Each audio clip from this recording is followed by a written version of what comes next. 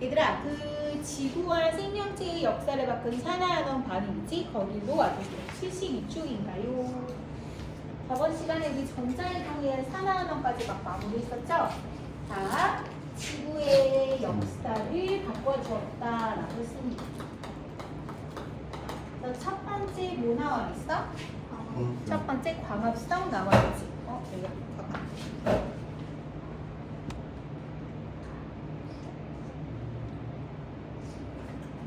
자, 광합성.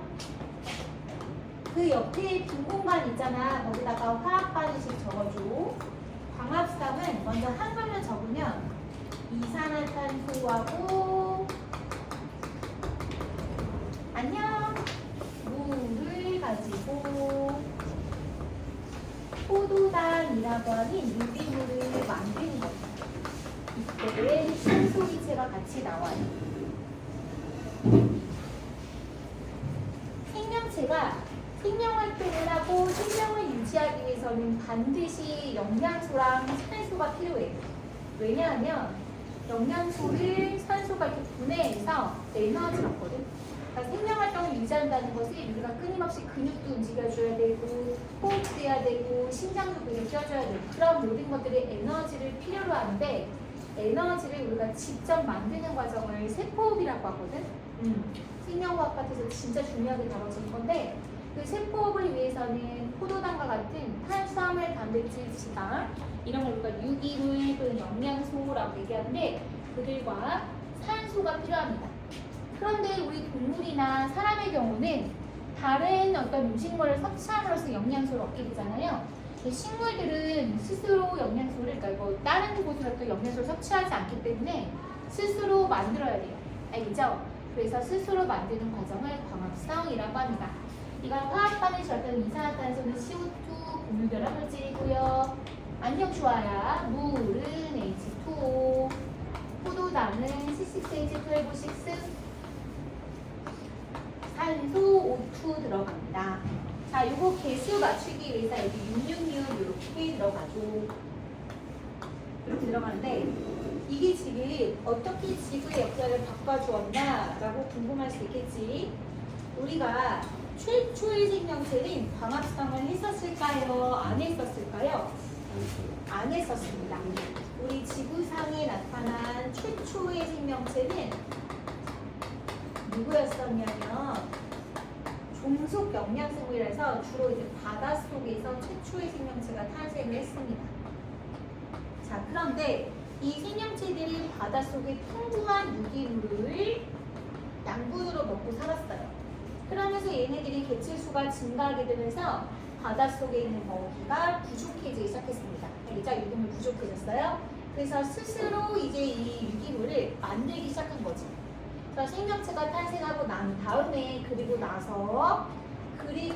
다음에 광합성 생명체가 등장을 한 거고요.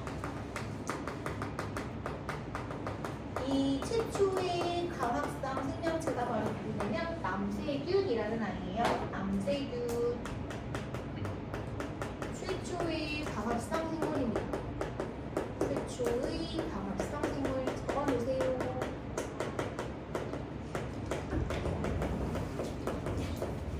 안녕하세요.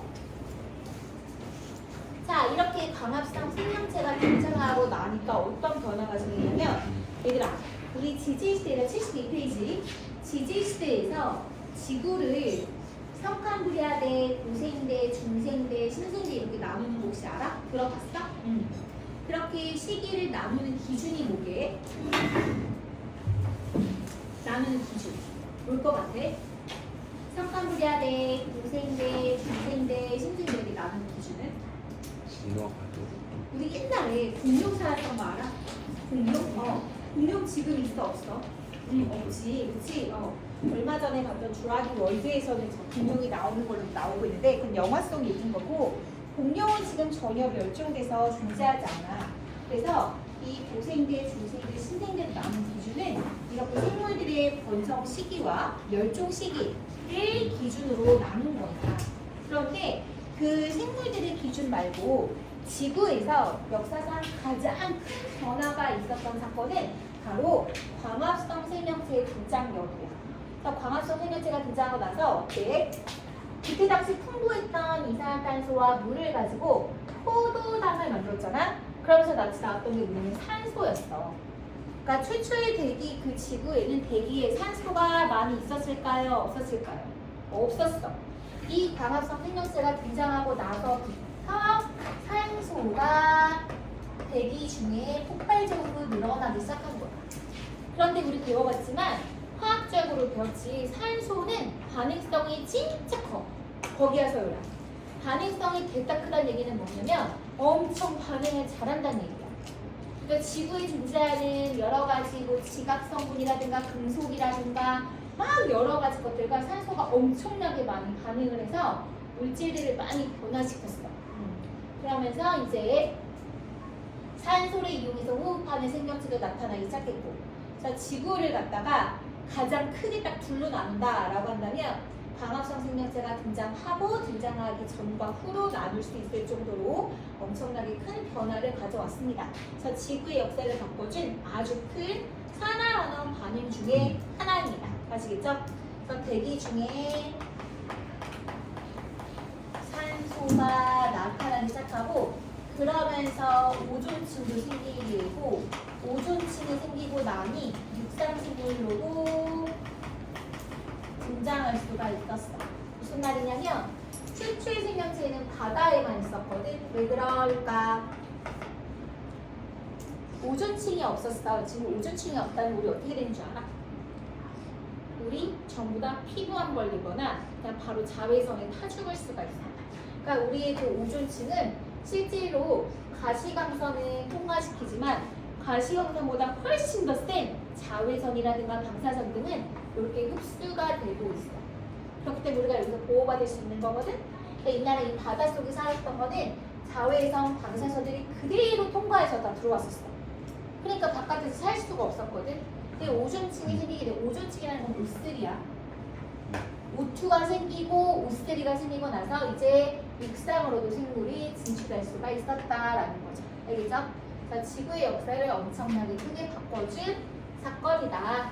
자, 그럼 여기서 뭐가 산화되고 뭐가 환원되는지가 엄청 중요한데 CO2가 포도당이 되는 거야. 짝꿍을 잘 찾아야 돼. 정확히 말하자면 이산화탄소 중에 탄소가 산화 또는 환원된 건데, 자 질문. 산화일까요? 환원일까요? 이산화탄소가 포도당으로 주아 머리 잘랐네. 산화된 걸까요? 환원된 걸까요? 이발한 거 아니야? 맞지? 아니야? 왜 짧아 보이지 오늘? 뭐야? 산화야? 환원이야? 답은 환원입니다. 그래서 여러분들이 가장 많이 헷갈려하는 게 선생님 산화라는 건 산소를 얻는다고 했잖아요. 근데 여기 지금 O2에서 O6가 됐으면 산소를 얻은 건데 왜 환원인가요? 이렇게 많이 질문하거든. 여기서는 사실은 우리가 산화환원을 배울 때 산소의 이동만으로 설명하지 않는다고 했었지.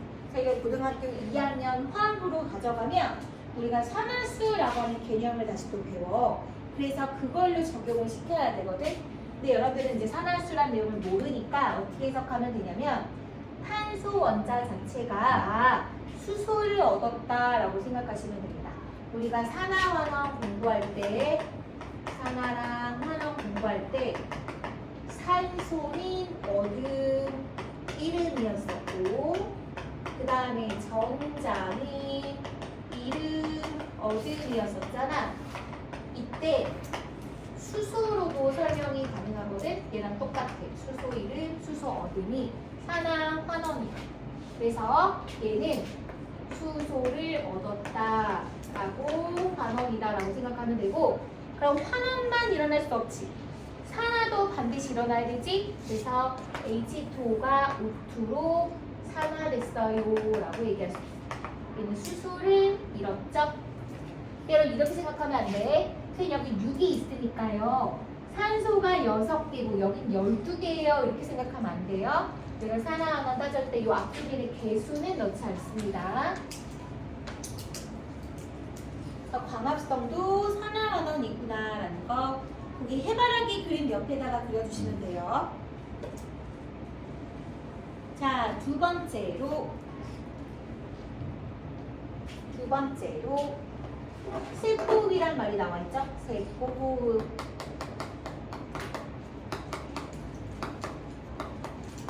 광합성은 이산화탄소랑 산소를 가지고 있는 유기물, 포도당과 같은 영양소를 만드는 것이다 라고 한다면 세포흡은 우리가 이제 이 말뜻을 좀 알아야 돼. 생명체가 생명활동을 위해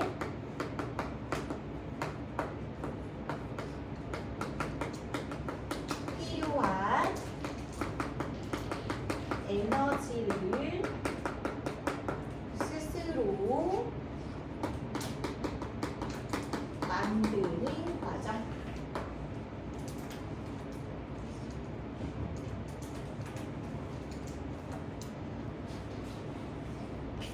그러니까 세포흡은 반응물과 생성물이 광합성과 반대라고 보면 돼요. 그래서 영양소, 포도당, 가장 대표적인 게 포도당이죠. 물론 탄수화물 말고 단백질과 지방도 쓸 수 있겠지만 가장 주로 많이 쓰는 것이 탄수화물이에요. 여기 산소 들어가요. 그리고 이게 분해되면 다시 이산화탄소랑 물이 나오고 에너지가 만들어지게 되는 거죠. 여기도 이제 666하고 개수를 맞춰줘야 되겠지? 얘들아 봐봐. 이제 우리 세포 속에서 이런 세포흡이 일어나잖아? 그러면 이산화탄소는 숨 쉴 때 다시 폐를 통해서 후하는 날숨에 나오는 거고 물은 오줌이나 땀으로 이제 배설되게 되는 거죠.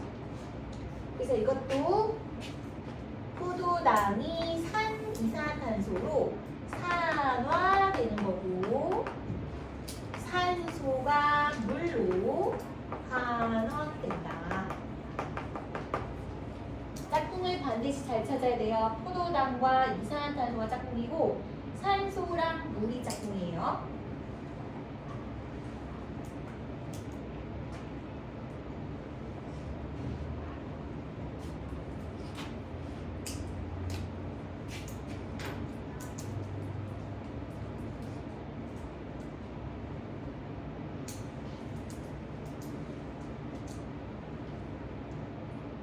오, 잘했네. 자, 이제 세 번째 갑니다. 세 번째 뭐라고 나와 있어? 화석연료라고 나와 있지.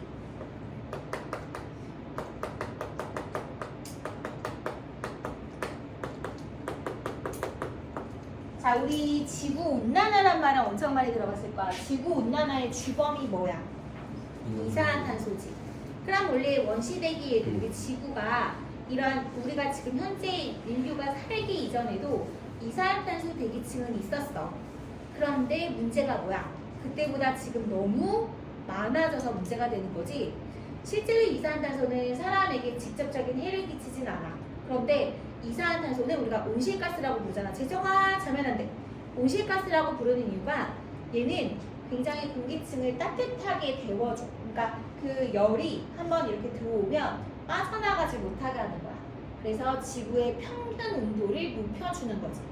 그러다 보니까 선생님 따뜻해지면 살기 좋은 거 아닐까요? 라고 생각할 수 있는데 단순히 그런 개념이 아니라 우리 지구는 굉장히 유기적으로 서로서로 생물, 기권, 직권, 수권들이 전부 다 이렇게 얽혀 있어. 상호작용을 하면서 이루어지고 있어. 그러니까 뭔가 태풍이 일어나는 거 하나 자체도 자연의 섭리이자 태풍이 일어나야, 태풍이 생겨야지 여러 가지 것들이 생태계가 평형을 이루게 되는 거야. 그런 시스템을 가지고 있는데 온도가 높아져 버리지 그럼 그런 상호작용 시스템이 깨지게 돼 있어. 그러면서 엄청나게 기상이변 현상이 나타나고 그 피해는 고스란히 사람에게 오고 있어. 빙하가 녹고 있잖아. 그치? 이제 그런 것들부터 시작해서 그런데 이 화석연료라고 하는 건 땅속에서 나는 건데 결국 식물이나 동물이 땅속에 묻혀. 그럼 우리도 유기물로 되어 있잖아. 이게 유기물은 탄소를 포함하고 있는 물질이거든.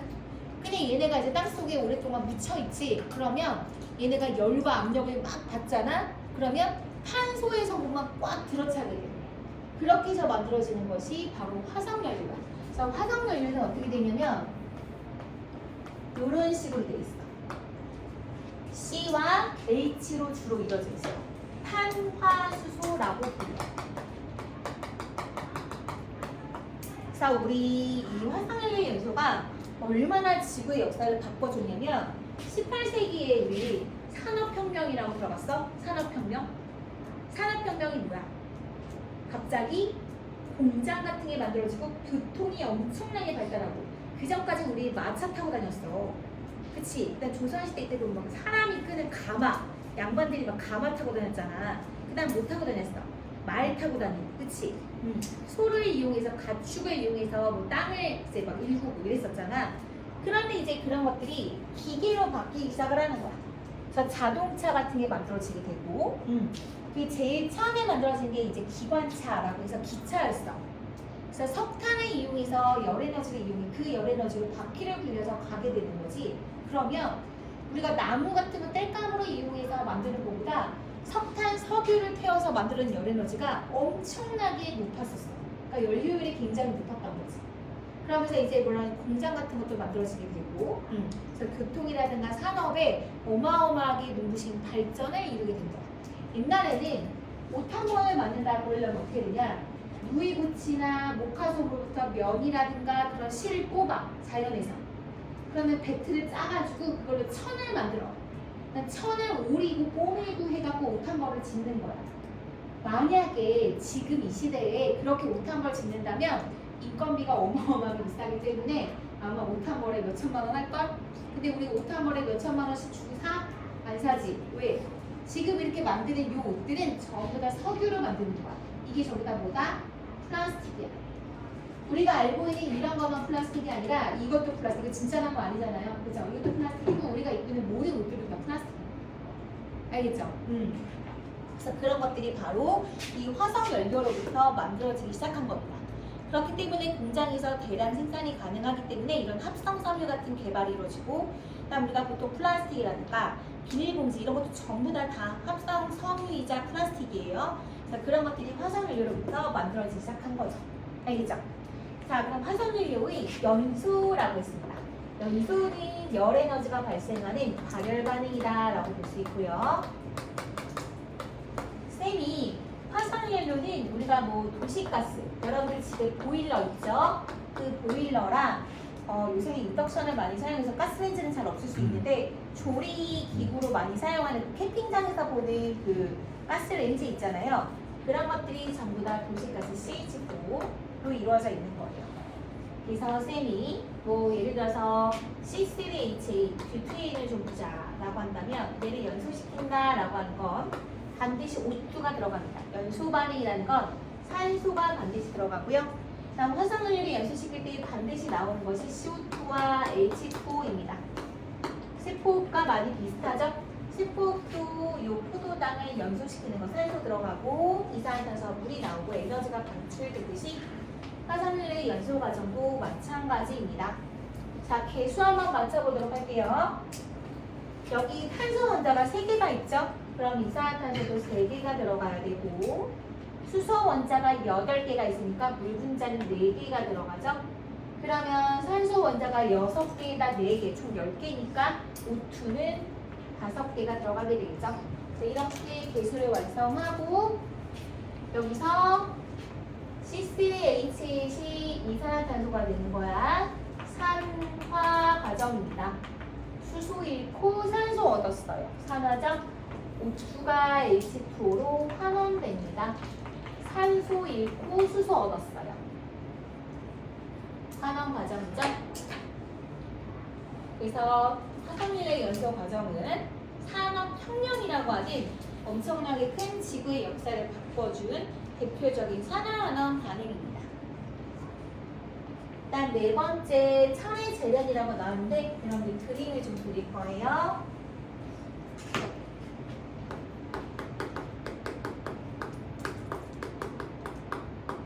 얘들아 있잖아.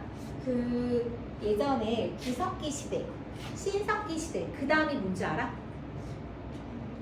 청동기 시대, 그 다음이 철기 시대. 그런 다음 산업혁명이 일어난 거거든. 그러면 석기 시대랑 그 철기 시대랑 뭐가 달라? 뭐가 다른 거야? 뭐를 사용했냐라는 거지. 인류의 문명의 발달의 첫 시작이 뭔지 알아? 바로 불을 이용하기 시작했던 거야. 옛날에는 불이 되게 무서운 존재였어. 근데 우리가 불을 이용해서 음식을 조리해서 먹거나 하게 된 거지. 그때부터 우리가 문명이 시작됐다고 얘기하거든. 그래서 불을 우리가 이용하기 시작했고, 그 다음에 석기 시대라고 하는 거는 돌을 이용해서 뭔가 도구를 만든다거나 하게 됐을 거 아니야, 그치? 그 다음 청동기 시대는 뭐를 이용했던 거야? 주로 구리를 이용했던 거야. 구리라고 하는 금속을 발견해서 이걸 이용하기 시작한 거고, 그럼 철기 시대는 뭐야? 바로 철이라는 금속을 이제 이용하기 시작을 한 거지. 자, 그런데요. 그 다음에 이용하기 시작했던 게 이제 알루미늄이거든요. 요 이용 시작의 순서가 구리가 첫 번째고, 그 다음 철이고, 그 다음 세 번째가 알루미늄인데, 이 순서는 왜 그렇게 된 걸까? 재정아, 얘를 처음 발견해서? 아니면 얘의 매장량이 가장 많기 때문에 뭔 걸 것 같아? 힌트는 여기에 있어. 재련이란 게 무슨 뜻인지 알아? 재련.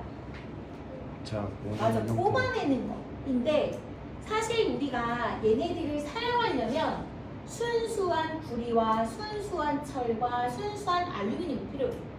그럼 우리 막 땅 파면 순수한 알루미늄이 막 있어 이렇게 이쁘게? 아니지.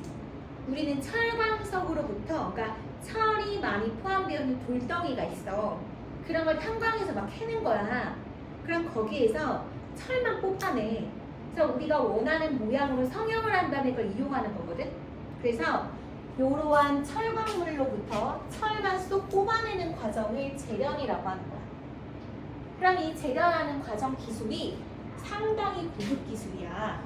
우리나라는 얘들아, 이런 기술력 같은 경우는 정말 베스트 5 안에 다 들어간다. 그 정도로 우리나라는 기술력이 정말 짱인 나라야. 하지만 자원은 풍부해? 그럴까? 우리나라에서 석탄석유 납니까? 100% 수입에 의존하고 있죠? 자원은 절대적으로 부족하고 땅덩어리도 너무 좁아요. 그래서 자원은 수입에 의존하고 있으나 그 자원을 이용해서 다시 되팔아요. 굉장히 똑똑하고 이런 기술력이 굉장히 탑5 안에 들어가는 엄청나게 훌륭한 나라입니다. 여러분들이 그걸 잘 이어가기 위해서 열심히 과학 공부를 해줘야 돼요. 알겠죠? 재정아, 지금 잠이 옵니까? 잠이 와요.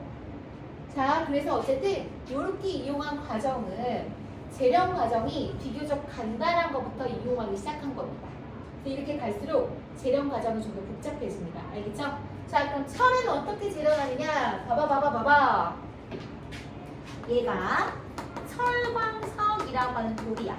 내가 철을 캐기 위해선 아무 돌이나 막 캐는 게 아니라 그래도 철이 많이 포함되어 있는 그런 광물을 캐내야 되겠지. 그럼 돌에는 철이 이렇게 들어있는데 철이 그냥 들어있느냐? 아니. 아까 우리 산소가 많다 그랬잖아. 산소는 가능성 크지? 산소는 금속 원소와 비금속 원소야. 좋아. 그렇지, 잘했어. 원자권 주수가 몇 개? 그렇지, 잘했어. 그냥 전자 몇 개 필요해, 지정아? 6개라고 이미 얘기했잖아. 뭘 또 손가락으로 셉니까? 몇 개? 6개가 있다고. 그러니까 몇 개가 더 필요해. 그럼 내가 뭐가 돼? 음이온이 돼? 양이온이 돼? 음이온 되지? 그럼 음이온 되면 누구랑 결합해? 금속이 전자를 잃어버려서 양이온이랑 결합하게 되지? 그게 바로 뭐냐? 산화철이라고 하는 거야. 산화철. Fe2O3 우리 이온결합체 배웠다잉. 금비. 얘는 로마 숫자